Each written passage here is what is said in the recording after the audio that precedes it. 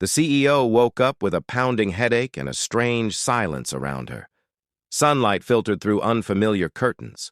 For one terrifying second, she thought she was late for work.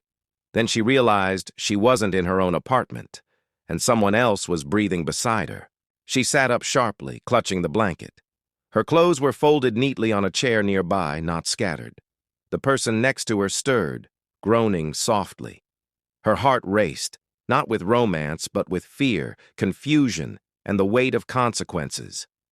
The man beside her was Daniel, a junior operations analyst from her own company, her employee, the last person on Earth she should wake up next to. She froze, memories crashing back in broken pieces, an office celebration, too much sparkling water, a sudden dizziness. Daniel woke up and bolted upright, equally shocked. He looked around the room, then at her, then away, his face red with panic. "Ma'am, this isn't—" "Nothing happened," he said quickly, voice shaking. She stared at him, searching for signs of anything inappropriate. The room was orderly. 2 separate pillows, a sofa pulled out nearby. It looked less like a scandal and more like a carefully managed emergency. Her breathing slowed slightly. The night returned in fragments. She had collapsed during the company's anniversary dinner. The board members had panicked. Someone called a doctor, but she insisted she was fine. Daniel, trained in first aid, had stayed close. She remembered leaning on him as the room spun, remembered insisting she didn't want reporters seeing her faint, remembered being driven somewhere quiet. After that, nothing but darkness and the pounding in her head now. Daniel explained gently. He had brought her to his sister's apartment nearby because it was closer than a hospital and quieter than a hotel. The doctor had come there.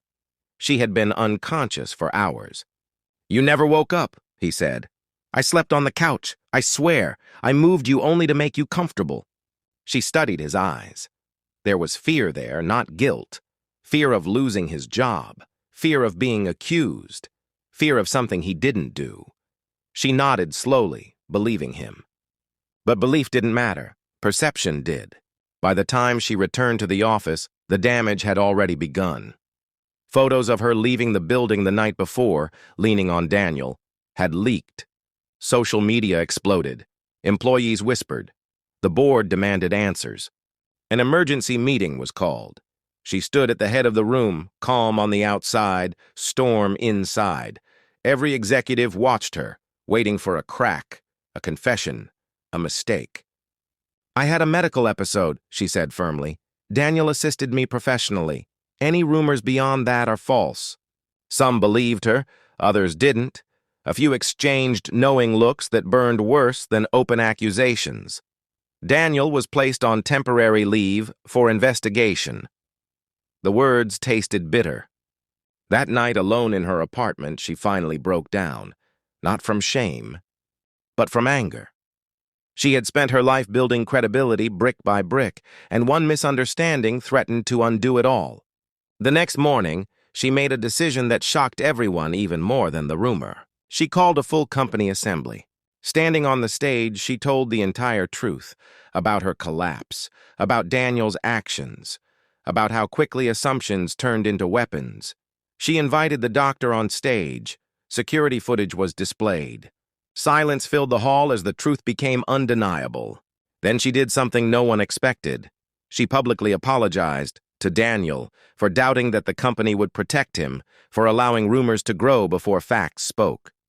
The board members shifted uncomfortably. Employees looked at Daniel with new respect. The narrative flipped in real time. Daniel was reinstated with a promotion for integrity under pressure. Several executives who had leaked information were quietly dismissed weeks later. As for the CEO, her reputation didn't just recover, it transformed. She became known not as the woman from the rumor, but as the leader who faced scandal with transparency, protected her people, and refused to let lies win. Months later, when asked in an interview about the incident, she smiled calmly. "It shocked the company," she said, "but it showed me who we really were and who we needed to become." And that morning everyone thought would end her career became the moment that defined it.